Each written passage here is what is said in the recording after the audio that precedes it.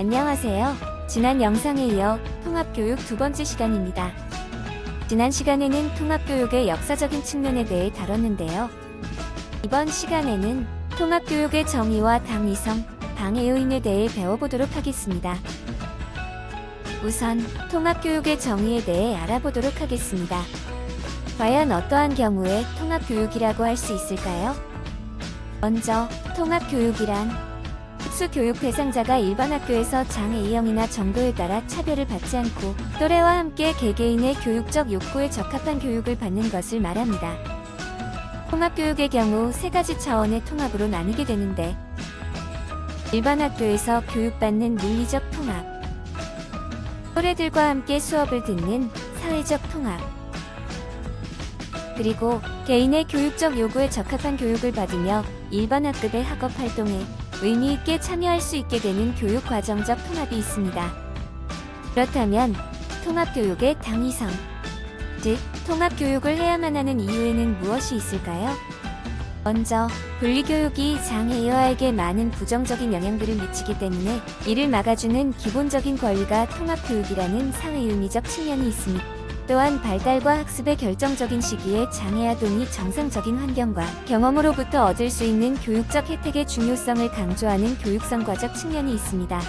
마지막으로 법적인 측면에서 통합교육의 당위성에 대해 살펴볼 텐데요. 혹시 1편에서 나왔던 최소 제한 환경에 대해 기억하시나요? 장애아동을 일반 사회로부터 최소한으로 분리해야 한다는 미국의 법적 용어입니다. 그리고 우리나라 법에는 최소 제한 환경이라는 용어가 있진 않지만 최소 제한 환경과 비슷한 내용의 조항이 제시되어 있습니다.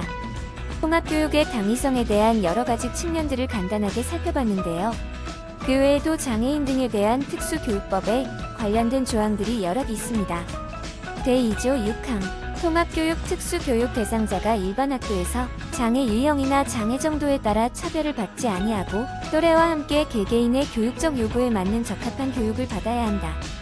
4조 1항 각급 학교의 장 또는 대학의 장은 특수교육 대상자가 그 학교에 입학하고자 하는 경우 그가 지닌 장애를 이유로 입학의 지원을 거부하거나 입학 전형 합격자의 입학을 거부하는 등 교육의 기회에 있어서 차별을 하여서는 아니 된다.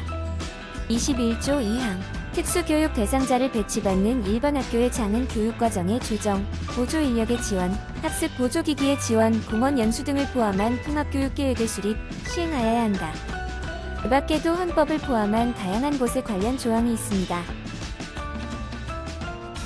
그렇다면 이러한 통합교육을 방해하는 요인에는 무엇이 있을까요? 방해 요인으로는 크게 4가지 정도를 들 수 있습니다.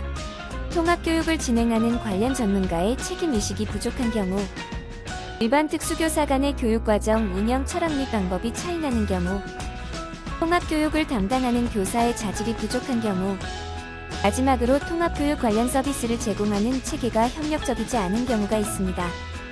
이번 시간에는 통합교육의 정의와 당위성, 그리고 방해 요인에 대해 알아봤는데요. 다음 시간에는 통합교육의 혜택에 대해 알아보도록 하겠습니다. 시청해주신 여러분 모두 감사드립니다.